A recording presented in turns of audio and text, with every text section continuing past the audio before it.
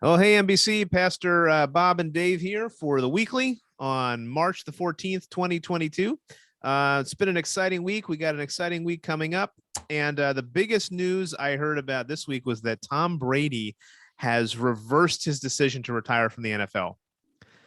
And I What is found, happening right Dave, now? I found out in my extensive research, I found out that he was born the same year you were. How would you feel if you were NFL quarterback right now? I You need to could hit the audition gym, for the Bob. Giants, man. I need to hit the gym. I got I got convicted. This is not right, man. That's crazy. I don't know what he's doing to him. So I guess there's got to be like some thought that, hey, I just, what else am I going to do with my life? But man, that More power to him. there you go. Well, We'll see what happens. Is he going back to the Buccaneers, or what's the deal with he's that? going back to the Buccaneers, and I think he's hopeful he's going to win another championship. So, all right. Anyway, crazy. That's the news of the week. Outside from all the other craziness that's going on, What a comeback, man! Comeback. Well, hey, let's talk a little bit about your sermon yesterday. We were on week 10, rule number 9, right? The love. How did you put it? Love. All you got to do is love. I said something like that. Paul McCartney, nothing else matters. Just love, love, love, love. Right. John Lennon. All you need is love. I said, learn to love. Parenthesis, or the rest won't matter. And yeah. Well, see, that's where it's at. I mean, so the bottom line is that we're talking about what does it look like to actually display love within the community of faith, and there's certainly a lot in Scripture about that. I think about Galatians, the end of Galatians chapter 5, where he's talking about that and how they were infighting, and there's a ton of other examples. But I thought after listening to your sermon yesterday, I thought maybe a question that we could just dive into right away is, why is it so hard to love others, especially if there's a disagreement or if they've wronged us in some way? Why is love? It's what we're called to. It's all over the Bible, but why is it so hard to actually practically do? I mean, for me, it's because I'm self-centered. I just want what I want. I'm most concerned with my own self-interest, and so I don't naturally, in my flesh, think about how this is going to impact the other person. I naturally think about how this is going to affect yours truly. So that's kind of my ugly reason why I find it challenging to love. It's just plain old pride, self-centeredness, not really thinking first about others. And the tension I think that Jesus gives us in the scriptures is that he's calling us out on that the tension is not so much that we need to love ourselves. The tension is that we're not really loving others as we should. That's such a reverse way to think about everything in life. It's so central. I kind of struggled with putting this so late in the workbook because it is so foundational, but I didn't know where else to put it. And so I stuck it in the maturity section because often this is linked together with definitions of maturity in the New Testament. So like even 1 Corinthians 13, Paul talks about when I was a child, and now, when I became a man. He's talking about growing and maturing being somehow associated with our ability to grow in love. Right. You mentioned Galatians. In Galatians 1, I think he says something like the only thing that counts is faith working through love. Yeah. So there's these kind of statements like the only thing that counts. Wow. And so it's important. It's foundational. It's the mark of being a Christian, right? Sin would be missing the mark. Yeah. So like an archery term, if I miss the mark, yeah. And if the mark is love, then sin would be the opposite of that. It would be me not loving either God or others. So that's why this is foundational. Yeah. Well, and not just foundational, though. I actually kind of liked where you put it in the book, because I think this is an issue a lot of Christians need to wrestle with, is that we tend to be so focused on being knowledge based in our in our discipleship programs in the West, especially. If you know Bible verses, you can parse Greek words, you know theology, all those things are good and you should know those things.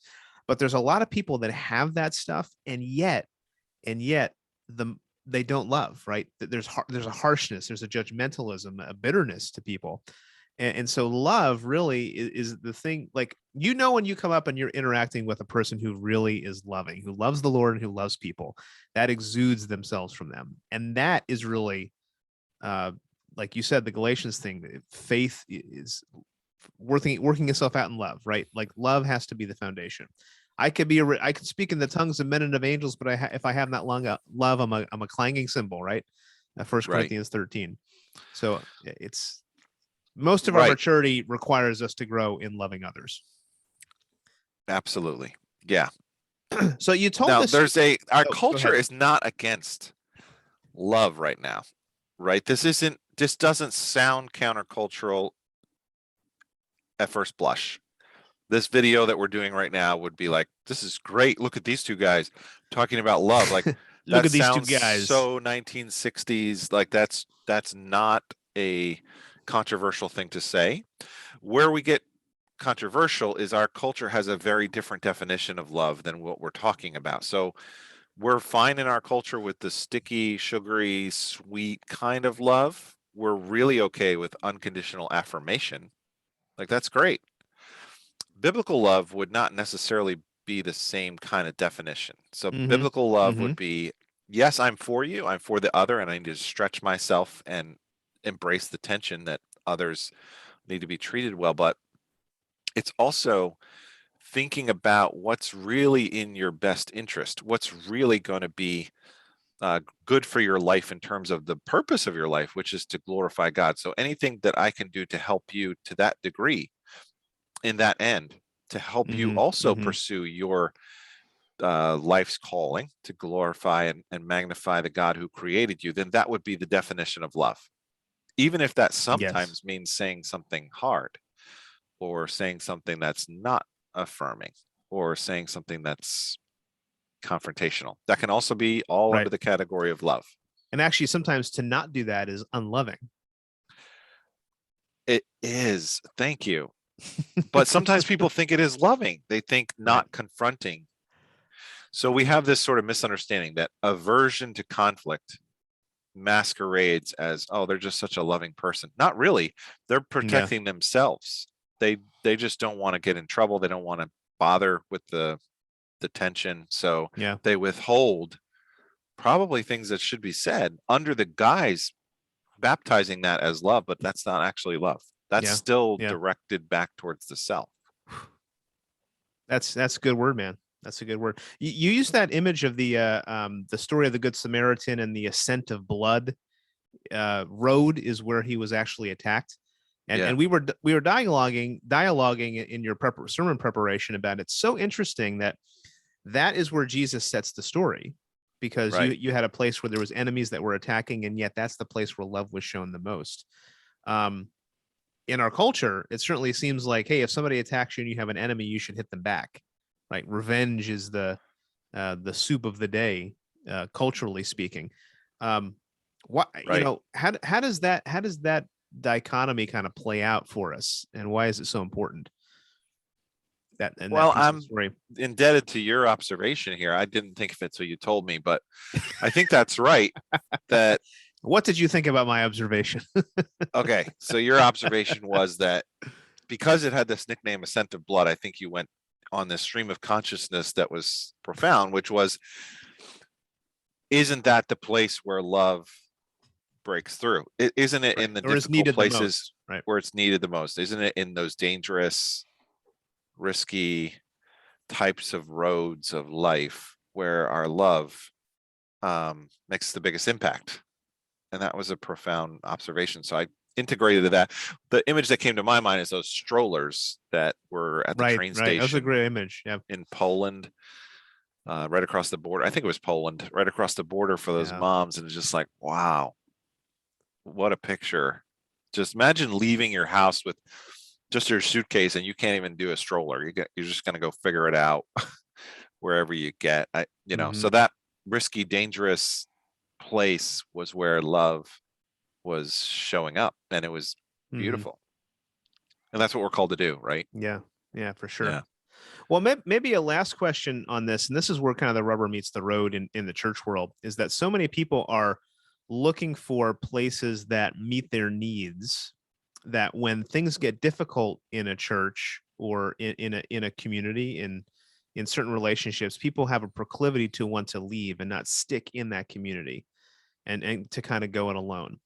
Why do you think it is difficult for people to stick in community when there are hard things that come up? Why do they leave? Why is there a fight or flight response in so many, and particularly in so many Christians who should know better? Gosh, there's a lot of reasons. I don't want to say it's never a good thing to break fellowship with a certain dysfunctional, toxic environment. I suppose that's possible. We've seen things like the rise and fall of Mars Hill, and things like that, where maybe this isn't the greatest environment for me to do my faith in. But most of the time, all churches are made up of broken people, and if you are perfect, please don't come back to MBC, because we just are not for perfect people. We're for broken people, sinful people who need the gospel and need grace. So it's because we are this place for imperfect people that oftentimes we get it wrong, or we miss each other, we offend each other, or we miss opportunities to care. And I think that people are sometimes wounded, and they're seeking refuge in another church, and they have something called an over-realized eschatology, meaning they think that there's going to be some perfect fellowship out there where people don't ever mess up, or people don't ever fall short of the great call to love. And I don't think that that's realistic this side of glory. I think we need to embrace the fact that the church is imperfect, and when we miss it, that would be a great opportunity for you to speak the truth in love, approach your brother or sister with some feedback, and dive into authentic community. When you really do, there's some profundity that occurs, and I liken it to like marriage. So not everybody's called to marriage, but we are all called to deep covenant relationships. And what we would want there is for people to cast vision with their relationships and say, here's what I want with you. I would like to be committed to one another, and I would also like to invite you to share when I'm missing it with you. And I would love for you to extend the same invitation so that I could have freedom to share when you're missing it with me, so that the two of us could go on this journey of sanctification together, not necessarily having no conflict, but when we do have conflict, could we be allies together and work together on our conflict, just like a married couple would? And that would be an opportunity to actually grow in our oneness and maturity, those difficulties, and help us to further be conformed into the image of Christ. So that would be the better option than just cutting tail and running and withdrawing and looking for the perfect church, which doesn't exist. Yeah, for sure. Well, you mentioned Galatians, so let me maybe cap off this discussion. So this is the Galatians 5, where contextually he's talking about freedom in Christ, and the church is arguing about requirements to the law, particularly circumcision and all this. And then when you get to verse 13, this is the call: for if you have been called to live in freedom, my brothers and sisters, you have been called to live in freedom, my brothers and sisters, but don't use your freedom to satisfy your sinful nature. Instead, use your freedom to serve one another in love. For the whole law can be summed up in one command: love your neighbor as yourself. But if you're always biting and devouring one another, watch out, beware of destroying one another. And that's, he's combating this, these people that are arguing over these specific points. And yet he's saying, what does it matter if you're not loving one another? You're going to destroy yourself. It's a good word. It's a challenging word. I hope you guys are diving into your workbooks and doing the love exercise this week. It'll be a helpful piece of the book for you guys to go through. Just checking the comments. Carolyn said, maybe the reason why I don't connect with this is I don't want to be a sounding gong. We're with you there, Carol. And then John said, maybe a reason why we don't engage is we don't want to be disciplined by the church. That's a good observation. There could be a resistance there.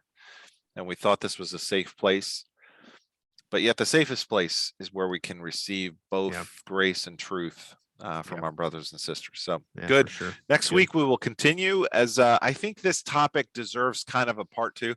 So the next week is about forgiveness, because if we do enter these kind of relationships with one another, it's only a matter of time till we either injure someone or we are the person who injures someone else. And so we need to dive a little deeper into the subject of forgiveness. Yeah, that's going to be good. It's going to be a powerful week. Well, be prepared to be convicted, right? Lord willing. Yeah. Speaking of this week, what else is going on? Yeah, a couple things that are coming up that I want to draw your attention to. Let me point us to our website. So if you haven't checked out our church website, that's up to date. Check out the stuff that's going on in the life of our body. If you're a covenant member, we do have our annual business meeting on Wednesday, March 16th. We're going to talk about all the Lord has done over the last year, and we're going to look forward to what is going to happen in the coming year. So if you're a covenant member, we would love to have you participate because we need at least 20% quorum. We'd love to have more than that. And you can participate in person. We haven't done that in 2 years. Hard to believe 2 years ago, all this stuff started happening. But in person, if you want to come, sign in, paper ballots, all that again. But also, if you do want to participate online, there is that option. And if you're going to participate online, there was an email that you should have received giving you instructions on how to log in, how to get ready, and how to use our online portal so that we can make sure all the voting and everything is really secure and up to date. So that's, again, this coming Wednesday, March 16th. We're looking forward to seeing you there. And then the other thing I want to highlight is our let me get back to the main page here. Is our underground session that's coming up now in 3 weeks. I know we've been announcing that. Now is the time to register. We're getting kind of down to the mark, and so we want to make sure we know who's coming. You can come in person. We'd love to have you in person. There's also an online option and an online portal that's going to have resources and live streaming and all that at the night. The topic is children's rights. The speaker is Katie Faust. She will be here in person. So this will be an in-person speaker this time. So maybe it's a little bit more incentive to come in person. We're also going to have food. We're bringing the food back. We're going to have a live music, and it's going to be a fun time. We're also going to be back in the youth room. We haven't been there in a couple of years. So it's going to be a fun time.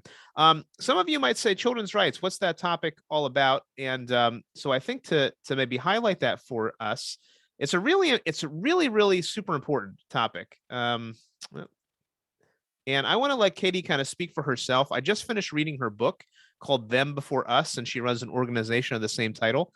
She's covering a lot of really weighty topics that people in the church often don't like to talk about because they hit close to home. But they're important to talk about. There's larger ramifications there. And so let me just make sure okay, video is optimized. Let me play the video for you so you can see. Once I got into this policy battle, I realized that there is no organization that's really devoted to defending a child's right to their mother and father and giving them a voice in the debate over public policy, family law, and the fertility industry. And so we started Them Before Us. Them Before Us is every adult defending the right of every child. It is prioritizing the rights of kids over adult desires. And this organization is not about gay versus straight. It's not about religious versus secular. This is simply every adult that's concerned about the rights of kids, standing up for them and giving them a voice. We have several ambassadors, people that are committed to taking our message back to their countries and communities. Right now, we've got 5 guys who are ambassadors, and 4 of those guys are gay men, because they're deeply committed to the idea that children shouldn't be commodified. They're against reproductive technologies. They support traditional marriage because they understand that kids deserve a mom and dad and have a right to that mom and dad. They understand from their own childhoods how critical that is to kids. I mean, this is going to be a global movement because countries everywhere are facing the same thing, and adults need to unite to give kids a voice that they don't get to have in this debate. All right. So the organization itself, Katie herself is a Christian, and she's actually a pastor's wife. So I have hearts for those people. But she's entering into a space that's super important, and she's trying to bring public policy awareness to this and show at the actual event. She's going to show how those things overlap with scriptural principles. So we hope you come out for that. It's going to be a really good time, a challenging evening, and certainly you will leave both challenged and I think encouraged and moved by the time it's done. And that is April the 2nd at 6:30 p.m. to 8:30 p.m. We hope to see you there. So make sure you register. All right, Dave, I think I covered everything. Anything else you want to mention before we close out? Oh, you're on mute. Looking forward to a great week. March Madness starts. You guys have a wonderful rest of your Monday. Enjoy the warm up of the weather. Let us know if you need anything. God bless you guys. All right. God bless. We'll talk to you soon.